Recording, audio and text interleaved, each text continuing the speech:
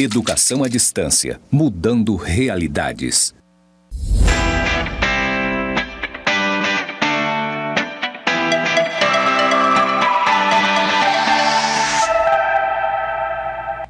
Olá, querido, seja muito bem-vindo. Estamos dando start na nossa aula 1, querido. Você que já assistiu a apresentação, já deu uma olhada aí no AVA, né? Eu sei que você deu uma olhada ali na nossa unidade 1. Estamos começando, tá? Nossa aula 1 está começando agora, nesse momento. E você que está aí, ó, está sentado, está deitado, não é para dormir, não. Se estiver deitado, eu até autorizo ficar ali um pouco deitadinho, dar uma olhada. O professor está falando, estou vendo pelo celular. Não tem problema, só não pode dormir, porque o aluno que dormir na minha aula vai perder conteúdo bom. Eu tenho certeza, viu, que tudo que você aprender aqui você vai levar para a sua vida e vai começar a entender como funcionam as organizações de uma forma geral, qual é o modelo utilizado por essas organizações de uma forma geral e o que embasou, tá, esse funcionamento. São exatamente as teorias administrativas, né, ou as teorias das organizações, como eu vou apresentar a partir de agora. Quero te mostrar o seguinte, querido, o que nós vamos ver, tá, ao longo dessas aulas, ao longo desse nosso conteúdo. Vamos falar de todas as teorias e aqui eu fiz uma linha do tempo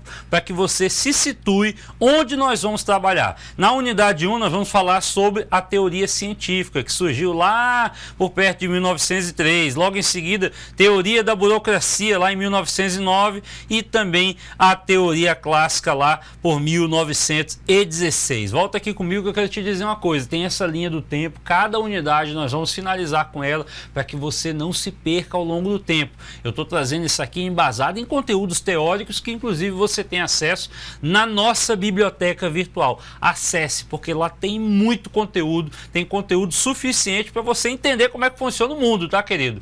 Pode ter certeza que o Instituto Federal de Rondônia, ele fornece esse material para você e tudo que está lá, está aqui no AVA que você está assistindo, tudo que está no seu material tem também na nossa biblioteca virtual lá no SWAP. Então eu recomendo que você vá lá também complementar. Nem tudo nós trazemos para cá, para o AVA, até para ficar um pouco mais leve, para você ter o entendimento e na aula também aqui do professor, mas você pode complementar esses estudos indo, buscando lá a fonte que a gente cita aqui no material e também em outras múltiplas fontes. O conhecimento é algo que ninguém vai tirar, mas é o que vai te levar a locais onde você nunca de repente possa imaginar. Comece, estude, aprenda e tenho certeza que estarei aqui para te ajudar, eu e toda a equipe do Instituto Federal. Seguimos, querido, olha só aqui, ó, quais são os objetivos da nossa aula? É que ao final desta unidade, você, meu filho, você que está acordado, você que está sentado, você que está deitado, tá, ó, consiga reconhecer o contexto histórico das organizações, identificar as principais teorias da administração, entender a teoria científica, a clássica e também a teoria da burocracia. Mas antes de a gente começar a falar nas teorias em si, a gente precisa falar de um breve histórico das organizações. Está lá no teu material também, tá bom? Civilizações antigas do Ocidente e do Oriente já executavam práticas gerenciais. Vem aqui, filho, ó. Olha aqui para mim. Olha aqui para mim.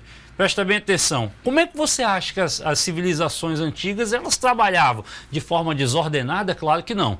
Elas já tinham práticas organizadas, elas já tinham práticas gerenciais. Existia, é claro, aquele que detinha o poder maior e os seus súditos e os seus empregados, não é verdade? E esses executavam as atividades ou os diversos trabalhos de forma, é claro, organizada. Não vamos entrar no mérito da escravidão ou, enfim, naquele período era dessa forma. Existia aquele que mandava e aquele que obedecia, igual hoje, não é verdade? Mas de uma forma muito mais, digamos assim, grotesca, tá? Diferente de hoje, que nós temos leis, temos legislações, normas e tudo mais, e de uma forma muito mais organizada, muito mais civilizada, tá bom? Na antiguidade, pode colocar no slide, ó, sumérios, egípcios, babilônios, hebreus, chineses, gregos, indianos e romanos, gente, todo esse pessoal, eles também já tinham a sua forma de trabalhar. Como é que vocês acham? Volta aqui.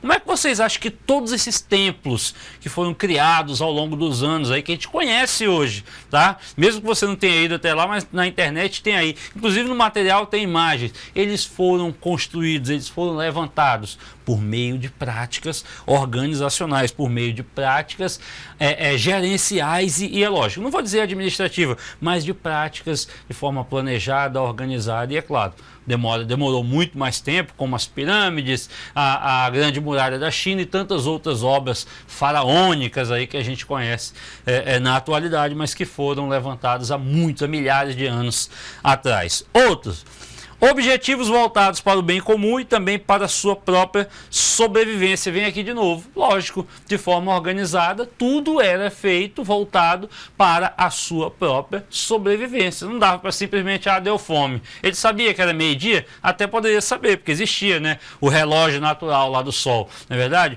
Mas, deu fome, já vou comer. Não, não era bem assim. As coisas eram muito mais organizadas. Aliás, eram feitas de forma organizada, de forma padronizada, é claro, de acordo com as necessidades, de acordo com a realidade daquela população, daquela civilização.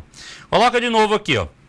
A pirâmide de Quéops foi levantada, olha só, olha esse fato histórico, com 2,3 milhões, tá, de blocos de pedra que pesavam cerca de 2,5 a 60 toneladas cada. Meu querido, 20 anos para ficar pronta. A pirâmide de Quéops, preste bem atenção, olha a quantidade de insumo aqui de matéria-prima, 2,3 milhões de blocos de pedra. E os blocos de pedra não eram pequenos, tá? A muralha da China, por exemplo, ela data aí de 215 antes de Cristo, tá bom? Olha só a data, até hoje ela está aí em pé, tá? Se você não viu, veja lá na internet, são imagens muito bonitas, tá? E ainda, o exército e a igreja católica, tá, também fizeram parte, e todas essas civilizações, vem aqui, todas essas civilizações, elas fazem parte de um contexto histórico que você fica se perguntando, mas como é que eles conseguiram construir? Como é que eles levantaram aquelas pirâmides, aquelas esfinges? Como é que eles levantaram aquela grande muralha? Enfim, tantas outras construções, e olha só a quantidade de matéria-prima. Opa! Não foram feitos de qualquer jeito. Foi feito com certeza de uma forma planejada, de uma forma organizada, mas é claro, com as ferramentas existentes naquela época. Tudo se faz com algo de acordo com a sua necessidade, mas com as ferramentas que você tem nesse momento. É igual de repente você começar a querer gravar algum vídeo e ser aí um influenciador nos canais digitais. Eu preciso de um estúdio igual esse, professor Alberto Sotar? Não, meu querido. Bota o teu celular lá muito bem posicionado em um canto bem iluminado e você já começa a gravar e já está na rede mundial. É dessa forma, com as ferramentas que você tem, igual como eles fizeram com as ferramentas daquela época, de forma planejada, de forma organizada, com as ferramentas dele. Ainda, sobre as organizações. Uma organização ela consiste em um arranjo sistemático de duas ou mais pessoas que cumprem papéis formais e também compartilham de objetivos comuns. Lembre-se bem, uma organização ela é um arranjo sistemático, tá? De duas ou mais pessoas. Não pode ser uma organização só de uma pessoa. Mas tem o MEI, professor. Tá, o MEI é diferente, mas ele não é uma organização. Ele é uma pessoa que trabalha para si próprio, tá bom? Então aqui, lembre-se bem, duas ou mais pessoas que cumprem papéis formais e compartilham de objetivos comuns. Ela é formada por duas ou mais, atuam com diversas pessoas e também recursos. Desses recursos são os recursos humanos, tecnológicos, recursos materiais e tantos outros, tá? Atender, e é lógico, o objetivo é atender uma necessidade de algo ou de alguém. Vem aqui, você conhece alguma organização que funciona sem ter um objetivo específico? Impossível. Tá? Não existe nenhuma organização, ela pode ser uma organização sem fins lucrativos, mas de qualquer forma o serviço que ela presta, ele vai ser realizado com o objetivo de atender a alguma necessidade de alguém. Mas isso gera recurso, claro que gera, ela precisa se manter. Ela recebe recursos de organizações, de outras organizações públicas, de outras organizações privadas. Ela precisa para poder se manter e prestar aquele serviço que muitas vezes alguma outra organização não consegue prestar, tá? Isso você vai ver também nas demais disciplinas. Eu já estou entrando na matéria de outros professores aqui. Seguimos, olha só. Na Revolução Industrial, a administração que conhecemos hoje surgiu a partir da Revolução Industrial na segunda metade lá do século XVIII, querido. Presta bem atenção, tá bom? Industriais necessitavam de processos mais padronizados, tá? O que geraria mais eficácia e lucro. Ei, olha só o que a Revolução Industrial fez para a nossa humanidade, para o nosso progresso, para onde estamos hoje.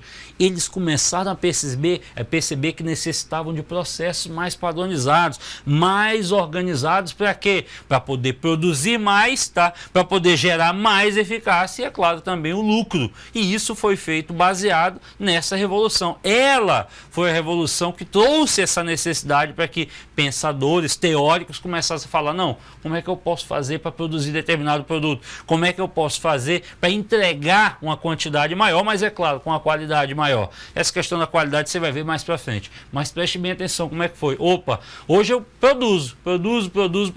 Eu posso produzir mais? Posso. De que forma? Aí começa a racionalização do processo industrial, do processo de fabricação que a gente conhece a partir de hoje. Vamos lá.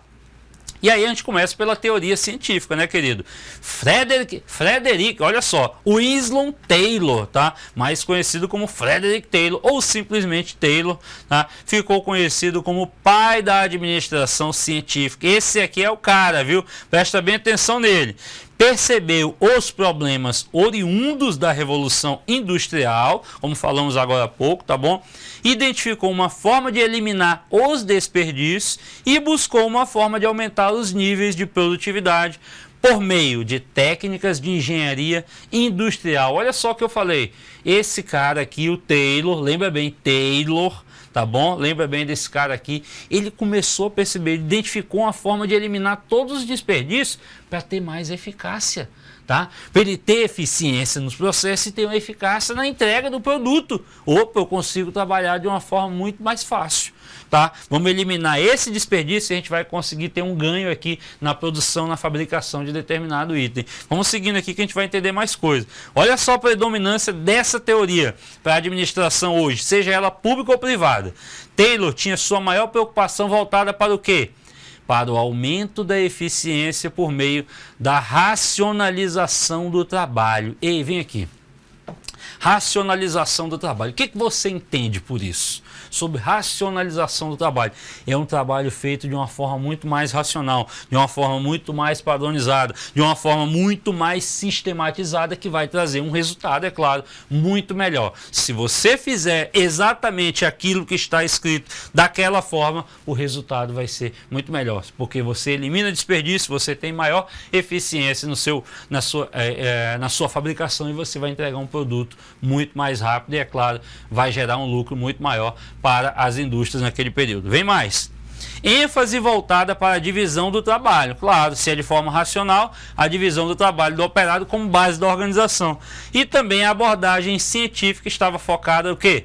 Na visão do operário, meu filho, presta atenção, para o supervisor e também o gerente, ou seja, de baixo para cima, tá bom? E do operário e seus cargos, ou seja, das partes, para o todo das organizações. Então, essa era uma predominância, essa abordagem científica era sempre de cima para baixo. Tá bom? Mas você começa a pensar o seguinte, a abordagem, ó, a visão do operário era que ele era a base da pirâmide e ele tinha que produzir para poder gerar resultados para o topo da pirâmide. Então começa a pensar mais nisso. Hoje, quem é a base da pirâmide? São todos aqueles que estão na linha de frente, são todos aqueles que realmente entregam o produto. Ah, mas a administração, a cabeça lá de cima, é a cabeça pensadora, é a cabeça que define a ordem, é que define o processo, e aí todos aqueles que estão embaixo vão começando a sistematizar. A gente vai ver isso mais à frente nas próximas teorias, tá? Ainda, método de trabalho, movimentos necessários à execução de uma tarefa e além do tempo padrão determinado para sua execução, permitindo o quê? Especialização do operário, reagrupamento de movimentos, operações, tarefas e cargos, constituindo o quê? A organização racional do trabalho, está aqui com essa sigla ORT, tá? Qual era a ênfase dessa teoria científica? Nas tarefas, tempos e movimentos. Também foi aí quando surgiu o Fordismo lá com toda a sua linha de produção de forma racional, tá? De forma muito bem organizada, focada somente no operário. Opa, não, eu preciso melhorar o processo de trabalho para o operário, mas não é melhorar o trabalho para ele, não, é melhorar de uma forma que ele produza muito mais e a gente tenha muito mais lucro. Então você começa a perceber que a teoria científica ela foi pensada para esse caso, tá? A visão voltada para o operário. Vamos entender mais à frente quais são as outras teorias e o que elas pensavam. Segue aqui o papai, ó. Dá uma olhada ainda, ó. Teoria científica, quais são as características? Então, a administração aí científica de Taylor também pode ser chamada dessa forma, tá? Estudo de tempos e movimentos, tá bom? Padronização da melhor maneira, divisão do trabalho, especialização, incentivos materiais, pagamento por produtividade, então quanto mais produz, tá? Mais ele vai receber, é claro, e também era voltado para o Homo econômicos. Vem aqui, foi nesse período que começam a surgir várias teorias. O Homo econômicos, opa, eu só trabalho se eu receber, é claro. Né? Não dá para trabalhar de graça. Você trabalha de graça? Claro que não. Você trabalha para receber. O Homo econômicos começou a surgir desse processo aqui, é lógico. Ser falado nesse processo de uma forma muito mais abrangente. Era o operário querendo trabalhar, querendo começar a produzir, mas ele precisava receber, tá? E era voltado para isso. Você recebe, mas você tem que produzir muito mais para me poder ter lucro, me poder te pagar. Era o negócio da via de... Não uma via de mão única, mas uma via de mão dupla. Tá? Seguimos ainda. Quais eram os problemas dessa teoria? Ela não considerava as forças externas, tá? Preste bem atenção nisso daqui, tem um tópico bacana aí no material. Ela não considerava as forças externas. Ela era baseada em pressupostos materialistas, tá? E ela gerava a alienação do trabalhador. Deixa eu explicar de uma forma bem básica o que queria dizer isso. Por que ela não considerava as forças externas? Porque o processo estava voltado apenas para a produção. E se acontecesse uma catástrofe lá fora, um terremoto, ou tivesse doença de determinado operário, vários operários, isso não era considerado. Eles estavam considerando somente não, se eu reduzir determinado desperdício e colocar na linha de produção, eu vou produzir X produtos para poder vender, vou obter lucro e só isso. Não. Não é bem dessa forma, nós sabemos que acontece assim hoje, mas daquela época era pensado somente nisso, mas eles começam a perceber que existia problemas na teoria. E aí nós vamos entender por que as demais vieram complementando, ajudando essa teoria primeira, tá, a ser melhor, e nós estamos hoje vivendo um processo, modelos de gestão muito mais modernos, que vocês vão lembrar que ainda tem traços da teoria científica. Segue aqui, ó. Teoria clássica é a próxima. Olha só esse barbudão aqui, ó. Henri Fayol. Esse aqui é o cara, hein, gente? Henri Fayol também, francês, fundador da teoria clássica da administração. Então lembra lá, olha lá, Taylor era fundador da teoria científica, Fayol da teoria clássica. Preste bem atenção.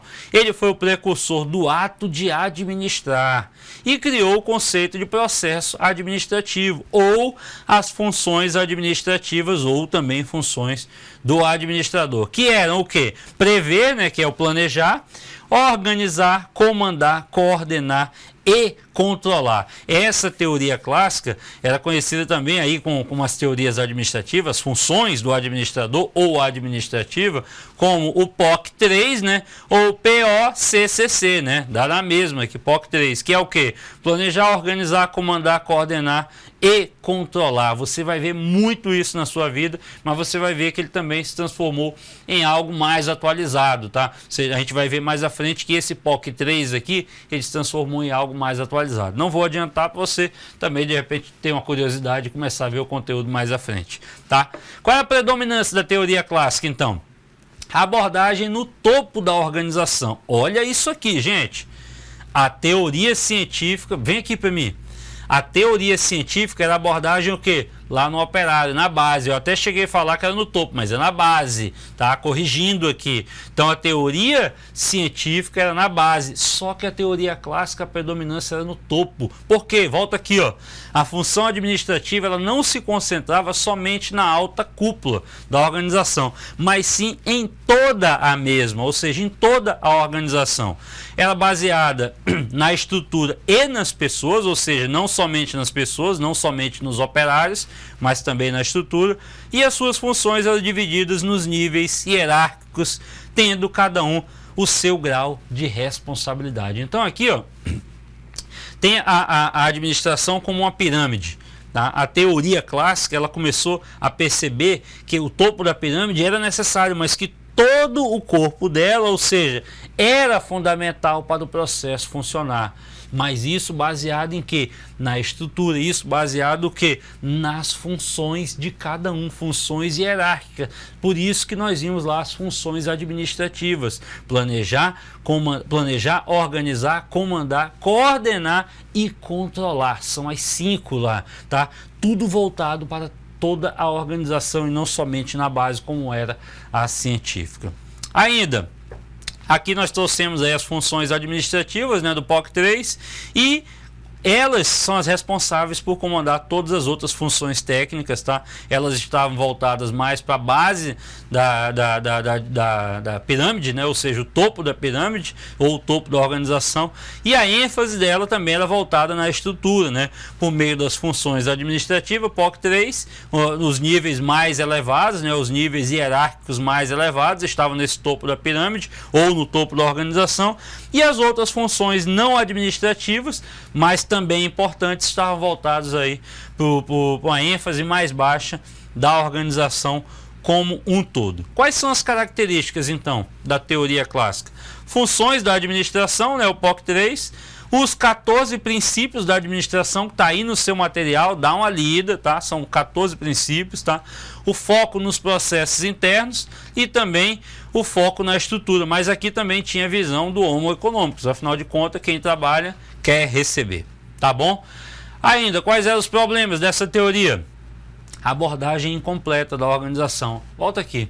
Apesar de eu ter falado, e a teoria ter falado, que o foco era na estrutura toda, ela não tinha uma abordagem totalmente completa da organização. Ela pensava nos níveis hierárquicos. Hoje eu tenho aqui o presidente, o diretor, o gerente e o operário, né? Pensava nesses níveis de uma forma até racional? Sim, mas ela não pensava em todos os aspectos. A abordagem não era totalmente completa, tá? A ausência de trabalhos experimentais, pode colocar aí, tá?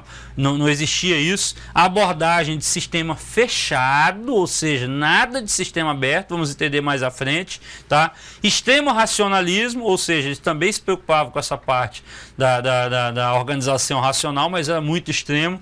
E a abordagem simplificada de organização formal, como nós vimos aqui, ó, inclusive nesse organograma aqui, era uma abordagem muito simples. Opa, existem as funções e cada função técnica, comercial, financeira, enfim, é uma abordagem mais simplista aí.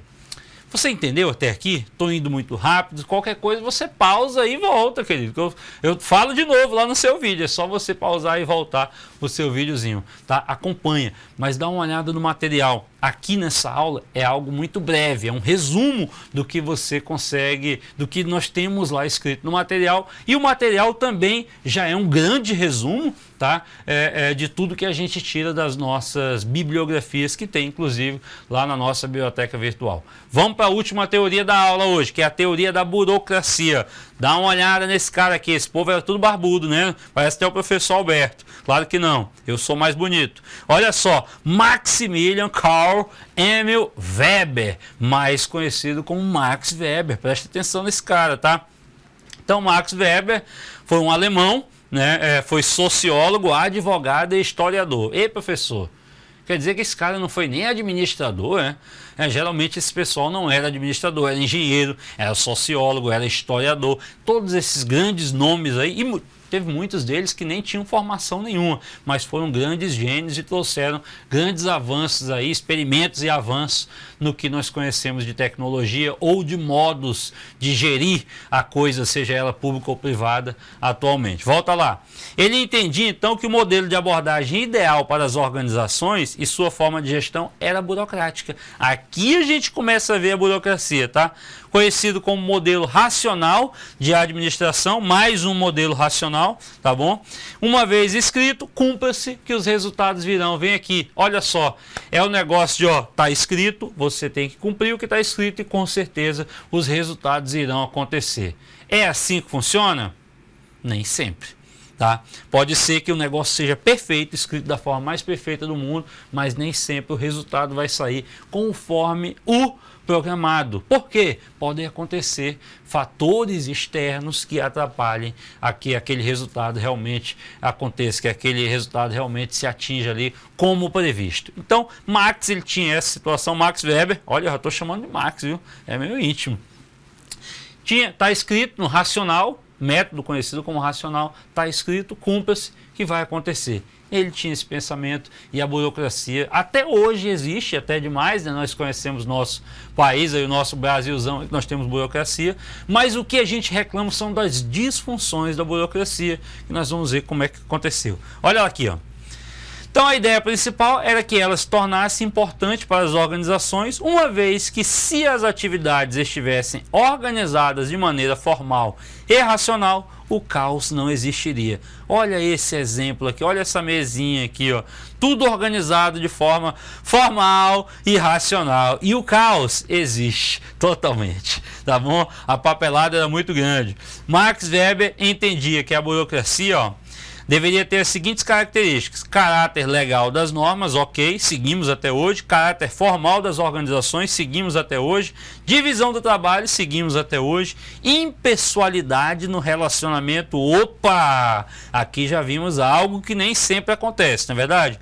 A hierarquização da autoridade, até hoje, as rotinas e procedimentos padronizados. Quem tem, por exemplo, sistemas de gestão da qualidade instalado, tem sistemas de rotinas e procedimentos padronizados. A competência técnica e o mérito, olha só, até hoje existe, mas muitos não se adequam. A especialização da administração, a profissionalização, o princípio da publicidade, a previsibilidade do funcionamento. Vem aqui. Tudo isso que está escrito na teoria é muito bonito, a partir do momento que, se realmente se cumprisse, o resultado com certeza viria de uma forma muito mais satisfatória para a organização, seja ela pública, seja ela privada. Você concorda ou não concorda comigo? Opa, quer dizer, professor, que se todas as organizações seguissem tudo isso aqui à risca, daria certo? A chance de dar certo seria muito grande. Só que nós sabemos que existem fatores externos, emocionais, fatores humanos que muitas vezes não contribuem para que algum desses itens não dê certo, e tudo muitas vezes se desmorona ou uma parte disso se desmorona e não leva ao resultado esperado. Vem para a tela de novo. Ainda, racionalidade definida para o alcance dos objetivos organizacionais, precisão primordial na definição dos cargos e operações, rapidez e constância para tomar decisões previstas em manuais, ou seja, estava escrito, né, era para ser cumprido, uniformidade das rotinas, ou seja, uma universidade de interpretação, tá bom? E também a continuidade da organização por meio da substituição do pessoal que é afastado, subordinação dos mais novos aos mais antigos e confiabilidade conferida aos negócios em função do conhecimento que se tem das regras. Essas eram as vantagens. Agora vamos ver aqui as disfunções, ou seja, as desvantagens. Presta bem atenção. Agora você vai começar a ver, a gente só vê essa questão da desvantagem, mas a vantagem a gente talvez não perceba. Ah, isso não faz mais que obrigação, ter tudo escrito e todo mundo cumprir. Será que cumpre? Ninguém sabe. Vamos ver aqui, ó. Autoridade excessiva atribuída a uma só pessoa. Olha só essa disfunção. Existia muito isso e até hoje existe.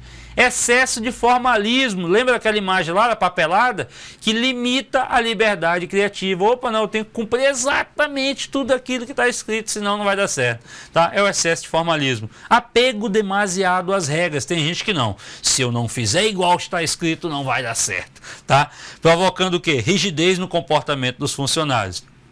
Tratamento de todos de maneira padronizada, não é assim que funciona, esquecendo as particularidades, nenhum é igual ao outro, tá? Regras que são ignoradas e a fixação da burocracia, uma vez estabelecida, é difícil desfazê-la e isso acaba causando maior resistência à mudança. Ainda, rígida hierarquização, só decide quem ocupa um posto mais elevado, tornando o processo lento, tornando lento o processo de tomada de decisão e também menor possibilidade de se obterem posições diferentes por meio da inovação e também da personalização. Ainda, uso excessivo de símbolos, por exemplo, ter um motorista exclusivo ou um gabinete com facilidades exclusivas e ostentar tal condição. Dificuldade no atendimento e no conflito com o público, gerada principalmente quando o funcionário está preso às normas internas a serem seguidas, impedindo um atendimento personalizado.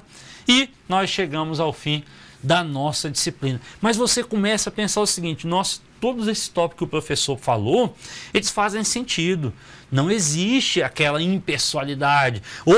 Às vezes o funcionário ele até quer prestar determinado atendimento, mas ele está preso às normas, ele está preso à regra, ele está preso à lei. Tá? É lógico que ao longo dos anos as nossas leis elas têm alterado muito, Elas têm tentado ficar um pouco mais flexíveis para que o funcionário, por exemplo, funcionário público, ele consiga atender de uma forma mais humanizada, mais personalizada, senão ele tem que cumprir, tu tem que cumprir todas essas etapas aqui, senão tu não pode terminar o teu atendimento ou cumprir com o teu atendimento. Começa a perceber, nas organizações públicas, a burocracia ela é muito mais fácil de ser vista, não é verdade? Mas você que trabalha na organização privada, acontece isso aqui também? Com certeza acontece, tá? É na privada que acontece muito desse tipo da disfunção da burocracia. Até porque as pessoas têm medo de perder seu emprego, ela quer fazer tudo direitinho, então ela quer seguir à risca tudo aquilo que está escrito para poder obter o resultado. Querido, estamos terminando a nossa aula, acompanhe o material, acompanhe tudo que está aí no ambiente virtual de aprendizagem. Tem dúvida? Dá uma perguntada lá, porque os nossos professores mediadores estão à disposição para poder responder a sua dúvida, para poder tirar a sua dúvida, mas principalmente, dá uma olhada na biblioteca virtual, tem muito conteúdo lá. Tudo que nós tiramos aqui nesse material está na biblioteca virtual e vai te ajudar e muito com esse conteúdo. Agradeço demais a tua presença aqui hoje. Não é para dormir. Ei, tá dormindo? Acorda, meu filho. Até a próxima aula.